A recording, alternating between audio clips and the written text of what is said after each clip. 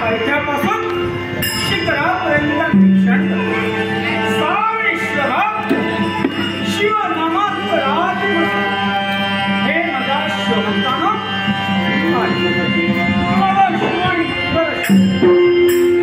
शिवानी मंगल शास्त्रीचा शिवानी मंगल शास्त्रीचा कोण नंदी लग्नात तोही मांडून आहे तुलाही माझा शिवमंगल शिवा ज्यावेळी चलनाला अहंकार झाला त्यावेळी दासांनी संदेश हे स्वशंभू महादेवा मी त्रैलोक्याचा सम्राट आहे तेव्हा दे दे देवा तुझी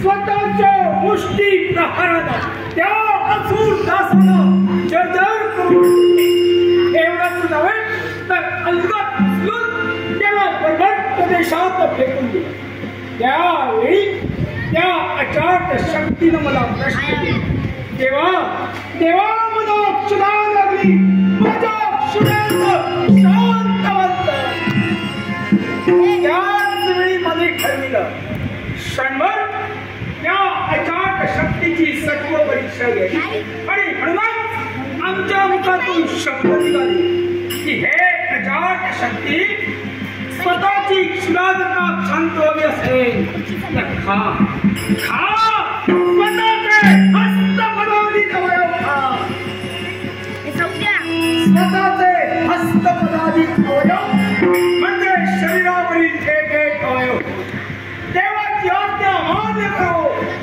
त्या अचाट शक्तीनं स्वतःच्या देहावरील एक एक अवयव पडू लागली एक एक अवयव खाऊ लागली हा म्हणता म्हणता शरीरावरील सारे अवयव संपले आणि ती अचाट शक्ती केवितपणा नजरेनं या देवाजवळ त्याच वेळी प्रसन्न होऊन म्हणाले की हे अचाट शक्ती देवानं घेतली ती क्षणभर तुझी कसोटी सत्व परीक्षा आणि देवानं घेतलेल्या सत्व परीक्षेत तू आज परिपूर्ण उत्तरायी दिली म्हणून यावेळी हा तुझा देव तू खाल्लेले हस्तपदाधिक अवयव तुला पुनश्च एवढंच नव्हे तर या अखिल विश्वात सारेजण तुला कीर्तिमुख कीर्तिमुख कीर्तिमुख म्हणून ओळखतील कैलास पर्वतावरील साऱ्या भक्तांना दर्शन दिलंय खरं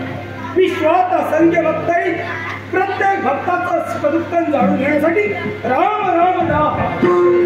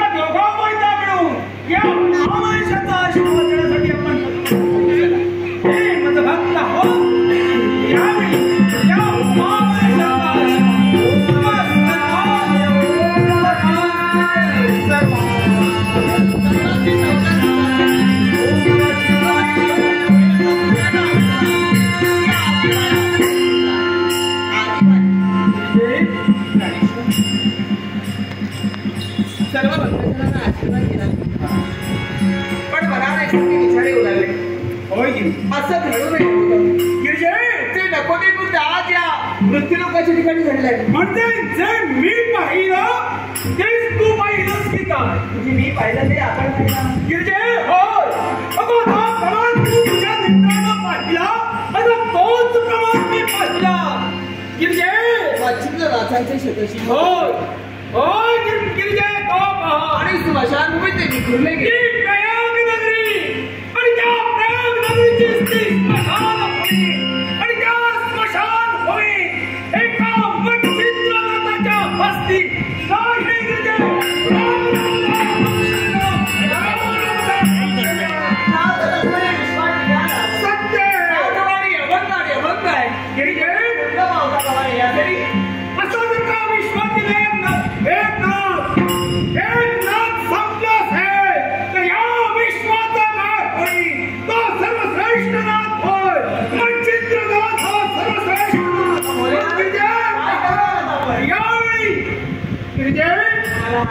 यावेळी अगं माझ्या सानिध्यात कित्येक जण आहे. काळासुराला गिरिजेलो इथं काळासुर स्वरूपी गजानन गिरिजे गिरिजी गजाननी नको. कारण जायचं इथे मृत्यू लोकात आणि मृत्यू लोकात गेल्यानंतर देवा सक्रिया महापराक्रमी गिरिजे अगं ज्यानं स्वतःच्या आजोबांना आजोबा म्हटलं नाही.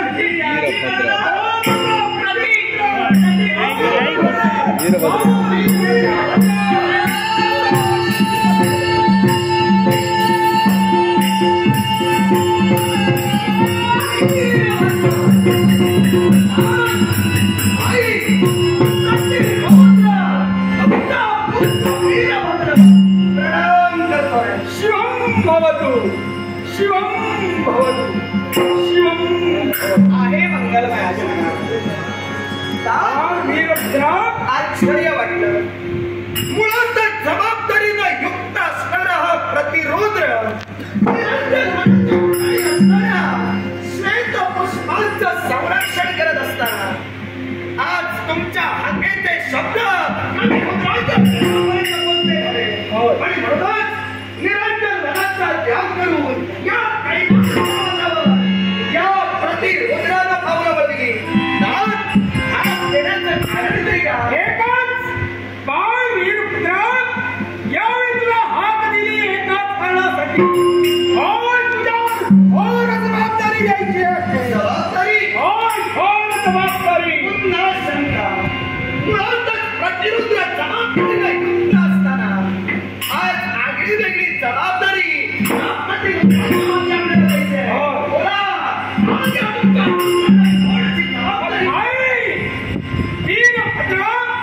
यावेळी घोर जबाबदारी कोणती असेल तर प्रयाग नगरी मृत्यू लोकांच्या ठिकाणी असणारी ती प्रयाग नगरी आणि त्या प्रयाग नगरीची ती स्मशानभूमी.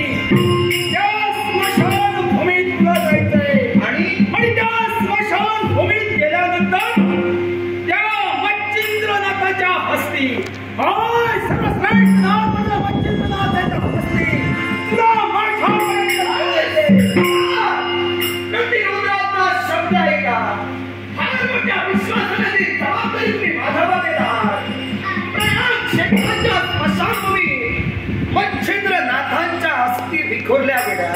त्या मच्छिंद्रनाथांच्या हस्तीचा संकल्प करून या प्रतिरोधाला बस फक्त आपला आशीर्वाद द्या. आई शिवमंगल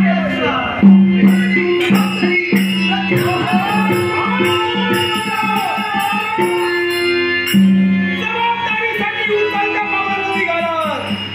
पण त्या प्रयाग नगरीच्या स्मशानभूमीत गेल्यानंतर नेमकी मच्छिंद्रनाथाच्या हस्ती कोणत्या हे मी तुला कथन करणार आहे. कारण स्मशानभूमीत गेल्यानंतर स्मशानभूमी म्हणतात असंख्य हस्ती असतात. प्रत्येक हस्ती उचलून बघ. ज्या हस्तीतून जय निरंजन असं ध्वनी संकेत निघेल ती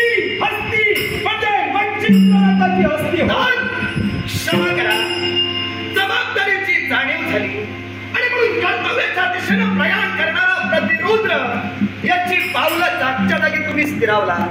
प्रयाग क्षेत्राच्या स्मशानभूमीत कित्येक प्रेत जाळली गेली असती. मग नेमक्या मच्छिंद्रनाथांच्या नसती कोणत्या हे ओळखण्याचं योग्य ते साधन तुम्ही मला कथित केला. ज्या अस्तित्वून जय आनंद निरंजन असं ध्वनी बाहेर निघेल याच असती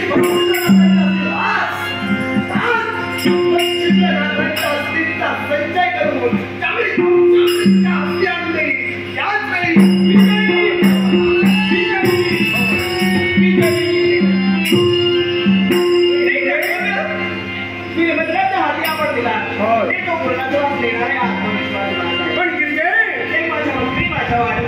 अगदी सत्य अरे उर्वरित कर्तव्यासाठी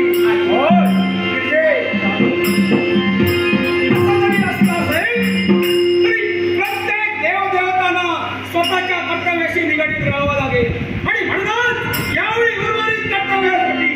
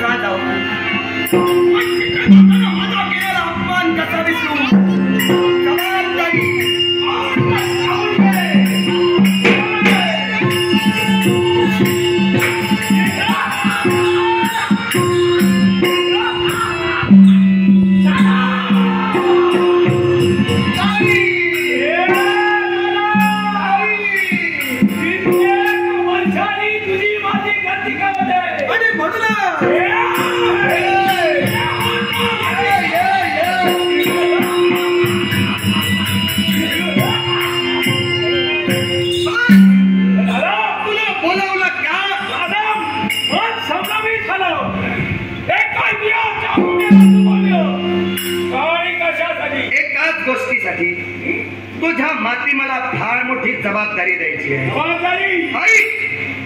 प्रयाग क्षेत्राच्या स्मशानभूमीत मच्छिंद्रनाथांच्या अस्थी विखोरल्या गेलेल्या आहेत.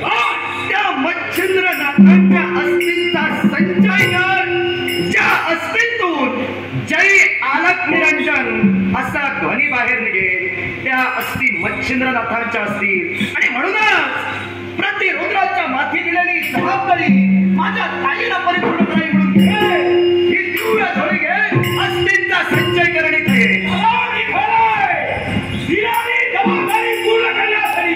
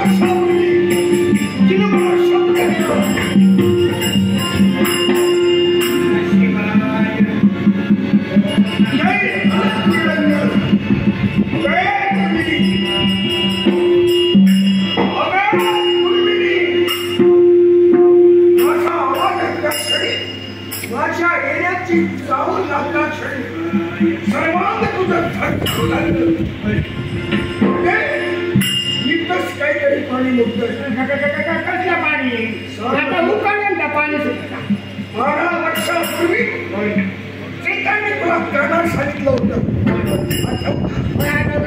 मग मला सांग मी शब्दाला लागलीस मी अजिबात मी कधी कोणाला सांगितलं नाही. मी तुला सांगतो पण माझी मनाने होता मला सांगते तू माझा व्यवसाय माझी शपथ नाही तुझी शपथ खरं ते हो औषधन नाही खरं हो नाही शपथ तुझी शपथ मी कधी बोलावं नाही सगळं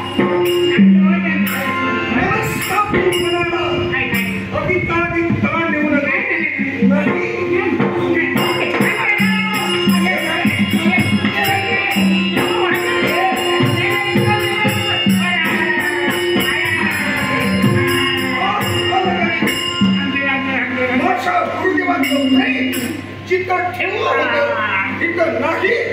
माझं मन मला सांगतंय त्याला कारण तू आहे. म्हणे काही तुझ्या कडूनच मला बजावून घ्यायचं. काय गडबड झाली? राजाची राणी मी आपला वासाला बोलले पण पुढे म्हणजे केवळ भाषा गुरुदेवाचे पंचप्राण राजाच्या देवात आहे हे मी तुला कानात सांगितलं होतं. मी आपला पटकन आणि तुला सूचना केली होती ही गोष्ट कुणाजवळ बोलायची नाही. 12 वर्षापर्यंत राजा जिवंत राहणार आणि 12 वर्षानंतर पुन्हा राजा मृत होणार. ही गोष्ट तू कुणाला सांगतो? मी सांगा होते शेवटी मी नाही सांगा होते तेव्हा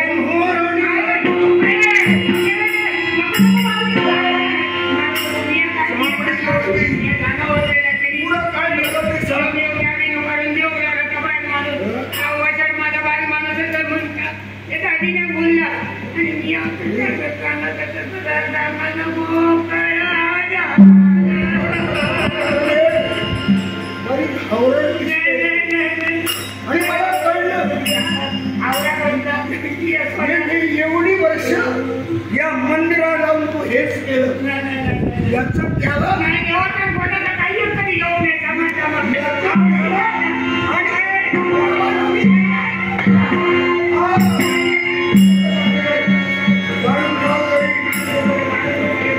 महाराणीनं काय केलं? महाराणीनं काय केलं? नावालावी करण्यात आयुष्य झालं.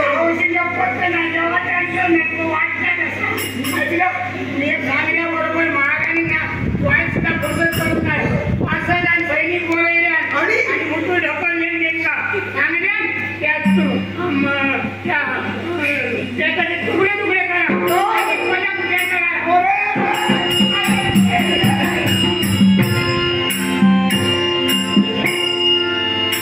अशा गुरुदेवाच्या प्रेताचे नाही नाही एवढे तुकडे करून म्हणे मशाल तुम्ही फेकून दिले. त्या विश्वासघातल्या बाईने माझा विश्वासघात केला.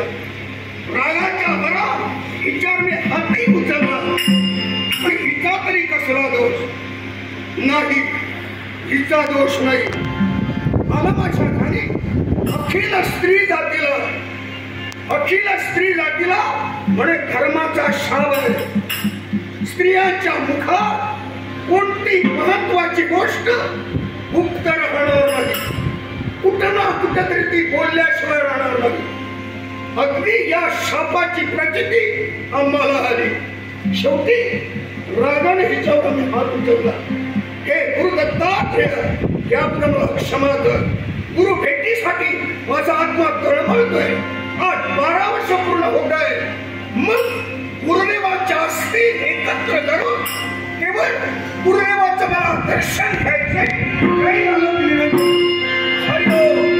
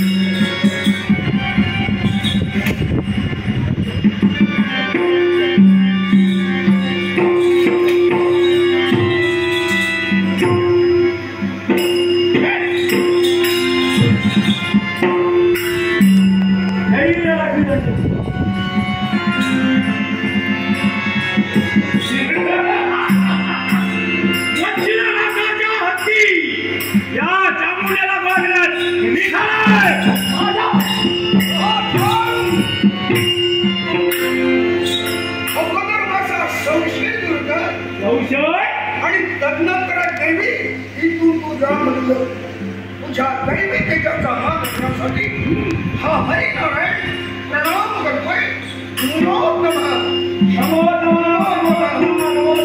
श्रीपाद श्रीवल्लभ श्री गुरुदेव दत्त मला सांग या प्रयाग क्षेत्रातील स्मशानभूमी आणि हे विराट स्वरूप धारण करून कधी झालं आणि पूर्वरूनी पाहिलं क्षणभर ज्यासाठी माझं येणं झालं ते माझं कर्तृत्व मला पूर्ण करायचं होतं म्हणून इथपर्यंत काही कल्पना नाही असताना आमची पावलं स्थिरावली याला कारण हे चामुंडे तू आहे. कारण बराच वेळ झाला याला कारण आहे या स्मशानभूमी तू कसली तरी शोधाशोध करत होती.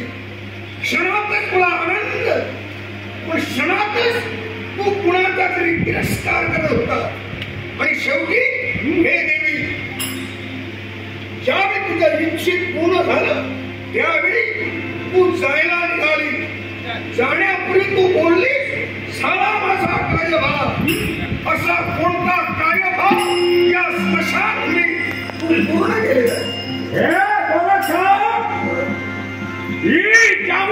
जबाबदारीने दुखतोय जबाबदारी पूर्ण करण्यासाठी या स्मशानभूमी माझी पावलं बनली. देव दानव मानव यक्ष गंधर्व किन्नर तिथं कुणी असते प्रत्येक जण जबाबदारीने बांधलेला आहे. ज्यानं त्यानं जबाबदारी पार पाडायला हवी. कामचुकाऊपणा करू नये. जबाबदारी सारखा मूर्खपणा नाही. अगदी कोण जबाबदारी तू पूर्ण केलीच आणि इथून तू जाऊ पार होती. या स्मशानभूमी ज्या मच्छिंद्रनाथाच्या हत्ती विखुरल्या गेल्या त्या मच्छिंद्रनाथाच्या हत्ती शाळा गोळा करून कैलास पर्वती निघालाय. तरी म्हटलं आपल्या काकेश्वरा झोळी ओम नमः शिवाय जय अनंत निरंजन श्रीपाद श्रीवल्लभ श्री गुरुदेव दत्त अवधूत चिंतन श्री गुरुदेव दत्त असे स्वर ऐकू येतात तेव्हा म्हणजे माझ्या गुरुदेवांच्या असती देवाचा कर्तव्यासाठी तुम्ही ठरलाय. तुझा कर्तव्य पूर्ण कर. माझा कर्तव्य पूर्ण झालाय. ज्यासाठी मी आलो होतो ते माझं कर्तृत्व माझ्या पूर्वी तू येऊन पूर्ण केलेलं आहे. अर्थात मी तुझा अनंत ऋणी आहे. माझं कर्तव्य मी केलं. माझे श्रम तू वाचवले. तेव्हा तुझ्याजवळ मागणं मागतोय. माझ्या गुरुदेवांच्या अस्थी ज्या तू एकत्र केलेल्या आहे त्या देवी अस्थी दे म्हणतो. अस्थी दे म्हणजे मच्छिंद्रनाथाच्या हस्ती या चामुंडेने तुझ्या स्वाधीन कराव्या. अगदी हे गोरक्षा मी प्रथमच होणार आहे. मी जबाबदारीने युक्त आहे. दिलेली जबाबदारी पूर्ण करणं हे माझ्यासाठी केवळ बाबत आहे. तेव्हा मच्छिंद्रनाथाच्या हस्तीला तुला हवे असतील माझ्या सवय कैलास पर्वतीचं कुठं पण तेवढा वेळ माझ्याजवळ नाही. अस्थी तू गोळा केल्या म्हणजे जबाबदारी तू पूर्ण केली. तेव्हा माझी तुला विनंती आहे जबाबदारी पूर्ण झाली काही जबाबदारी अजून अपूर्ण आहे. अस्थी तू ही कैलास पर्वती घेऊन दिल्या. अस्थी या चामुंड्याची जबाबदारी समाप्त. अस्थी तू गोळा केल्या जबाबदारी पूर्ण झाली. आता माझं मागणं पूर्ण कर. कळकळीची विनंती करतोय आणि विनंतीला मान देऊ. जर का तू अस्थी घेत असतील काय करणार पूर्णिमाच्या आशीर्वाद मिळवण्यासाठी हे मला प्रतिकार करावा. प्रतिकार प्रतिकार या चामुंड्याला तू प्रतिकार करणार आहे. प्रतिकार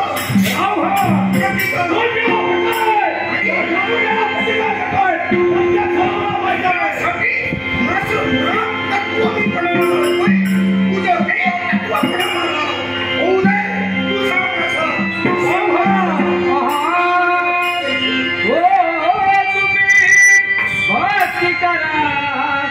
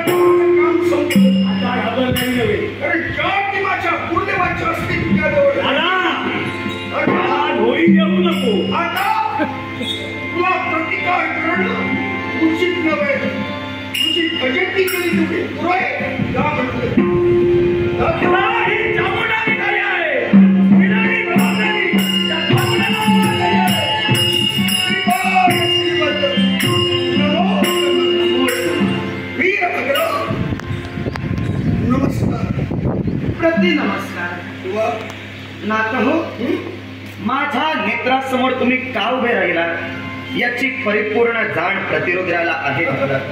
विनंतीपूर्वक आपल्याला मी सूचित करू इच्छितो, माझ्या मार्गातून दूर व्हा. या अस्थी कैलास पर्वतावर पोचत्या झाल्यानंतर आपण महादेवांकडे या आणि तदनंतर एवढा वेळ माझ्या जवळ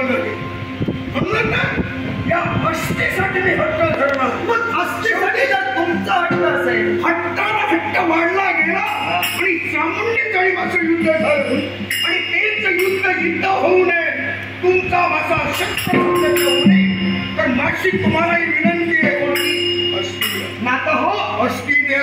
माझी जबाबदारी, माझं कर्म आणि माझं कर्तव्य मला प्रिय आहे. त्या कर्तव्यापासून मी अनभिन्न होणार नाही. तर समजा तुम्ही तुमचा हट्ट सोडत नसाल, युद्धाचा आव्हान प्रतिरुद्र द्या.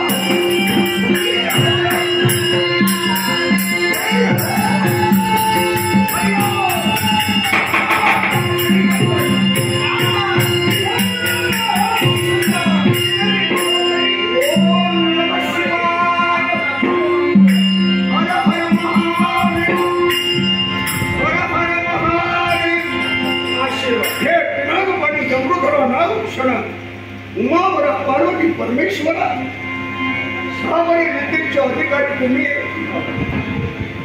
त्या विद्येचे प्रसारण आम्ही आहोत आणि केवळ ना कर्तृत्वात कुठेतरी खंड पडलेला आहे.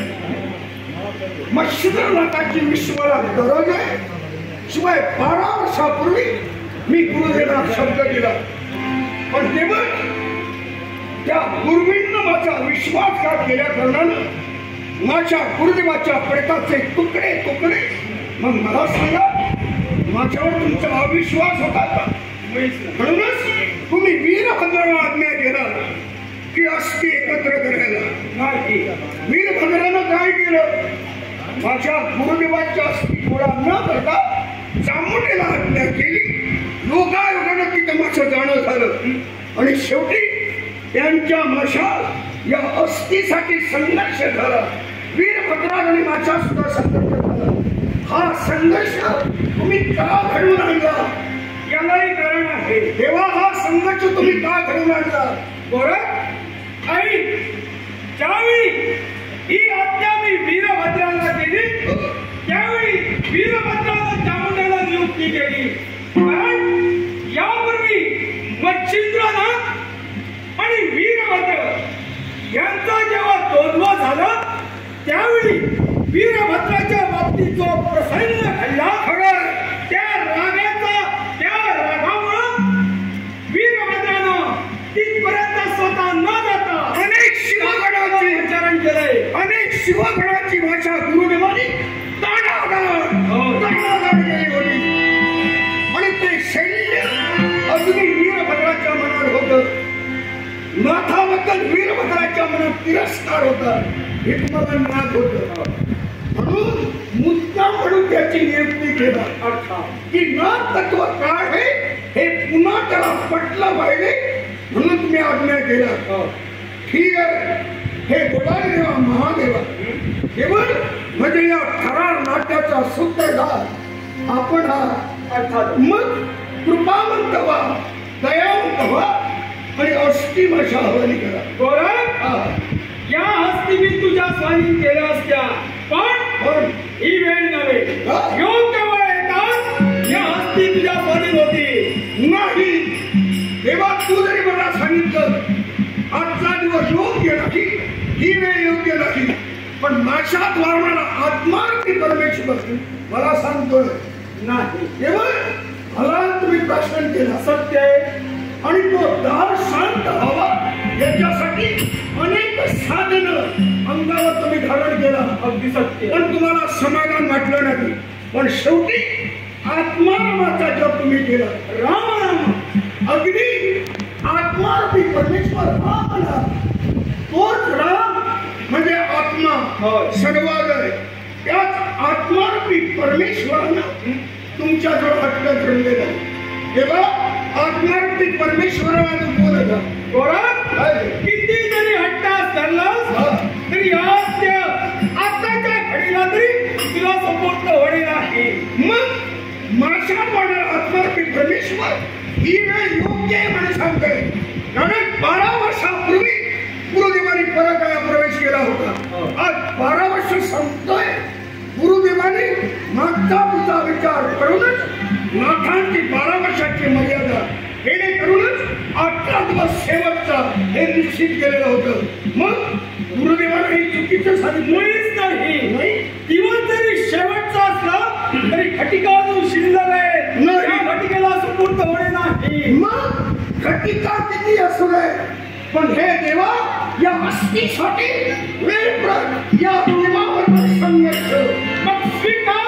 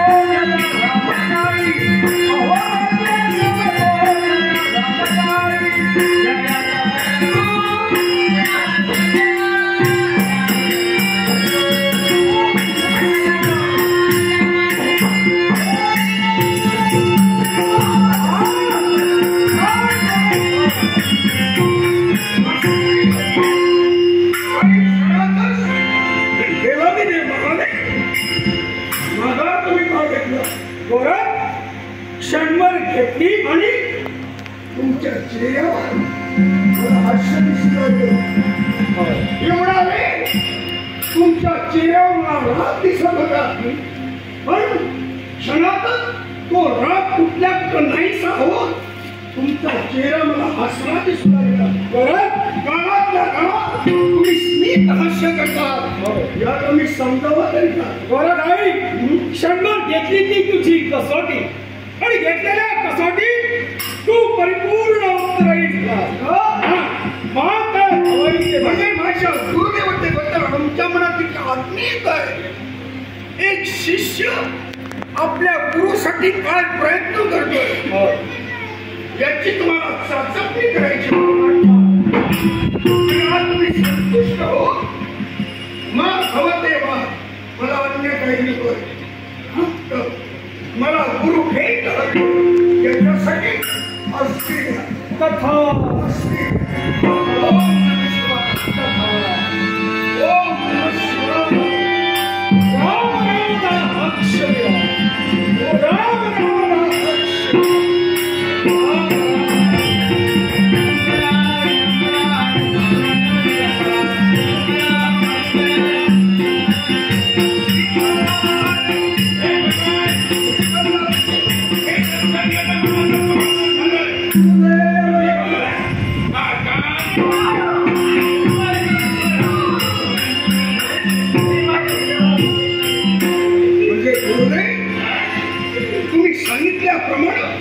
राजाचा देव सोडला आणि संप्रत पुन्हा आपला नवरा मृत झाला.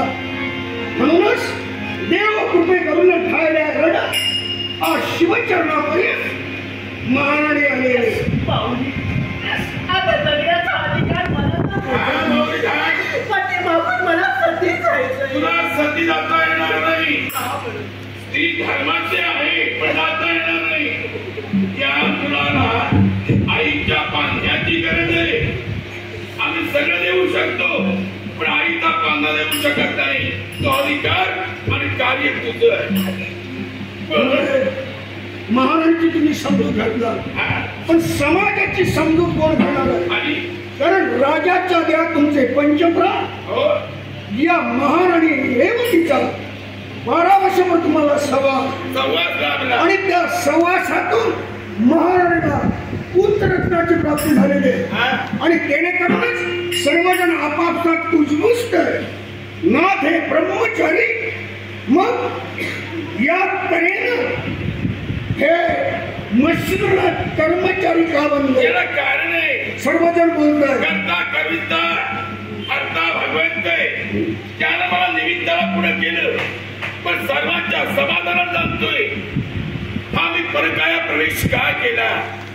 पुढं 84 सिद्ध जन्माला येतील. त्या 84 सिद्धांना मार्जन करायला आम्ही नवनाथ कमी पडणार. आणखी मला नवनाथाची गरज होती पण या नवनाथाला जन्माला घालण्यासाठी आम्हाला एक करावं लागलं. आता हे नवनाथ कुठलेचे आहे का? पिता नदीत वास्तव्य करणारा सरस्वती ब्राह्मण याचे 7 पुत्र. सिंहदीपची महाराणी मैनाकिनी हिचा 8वा पुत्र आणि रेवती तुझा 9वा पुत्र. याचं आणि ते हे 18 पुढे कौराचे सिद्धांत मार्ग करी. पण तू व्रताकाठी होऊ नकोस. खरी भाग्यवान आहे. हे भाग्य तुला लाभलंय. हे इतरांच्या नशिबी नाही. गुरुराय हा 9वा तुम्ही म्हणता तेव्हा याला जगात सर्वजण कोण म्हणून ओळखते? आज याचं मी नामकरण विधी करतोय आणि 12 वर्ष तू सांभाळ. 12 वर्ष पूर्ण होतात मी तुझ्या सदनापर्यंत येईल आणि याला घेऊन जाईल. तोपर्यंत त्याला हाक मारताना फक्त धर्म म्हणून आत्मा. 12 वर्ष तुझं मातृत्वाखाली त्याला वाढवून काढून 12 वर्षांतर घेऊन जाईल. त्याला नाथ संपराची दीक्षा देईल. तोच पुढं धर्मनाथ म्हणून तुझ्या सहित तुझ्या मनाचा नावाची उद्धार होईल असा माझा. म्हणजे गुरुने या धर्मनाथाला जन्माला घालायचं होतं. या धर्मनाथाला आमच्या प्रमाणे केवळ जगाला विश्वाची गरज आहे. अर्थातच अर्थात याला जन्माला घालायचं होतं. म्हणूनच परमेश्वरी इच्छेप्रमाणे त्यांच्याच प्रेरणेनं तुम्ही परकाया प्रवेश केला. परकाया प्रवेश केला. तेव्हा महाराणी पुष्टे डोळे अगं शिवा एवढी वर्ष नवऱ्याची बायको म्हणून जगली मुलाची आई म्हणून आणि स्त्री जातीचा मोठेपणा कशाला आहे. नवऱ्याची बायको म्हणून जगण्यापेक्षा अगं मुलाची आई म्हणून जगणं यातच खरा स्त्री जातीचा मोठेपणा आहे आणि तो भगवंतानं तुला दिलेला आहे. यातच आनंद